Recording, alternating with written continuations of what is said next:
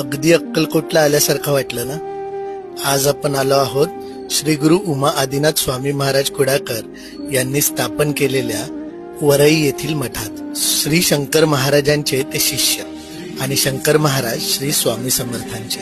श्री स्वामी समर्थ महाराजांचं हे रूप पाहून मन इतकं प्रसन्न झालं की अगदी डोळ्यात टचकन पाणी आलं. श्री स्वामी समर्थ महाराजांकडे पाहताना इथली ऊर्जा जाणवते. इथे अक्कलकोट येथील वटवृक्षाच्या लाकडापासून तयार केलेल्या स्वामींच्या चरण पादुका आहेत. श्री गुरु उमा आदिनाथ स्वामी महाराज हे इथे अक्षरशः प्रत्यक्षात बसले आहेत असा भास होतो. आजच्या काळात संसाराचा त्याग करून पूर्णतः स्वतःला अध्यात्मात वाहून घेणे फार दुर्मिळ. हा मठ गुरु शिष्य परंपरेवर चालत आहे आणि इथे मागितलेल्या मागण्या नक्की पूर्ण होतात. स्वामी महाराज ते पूर्ण करतात. शंकर महाराज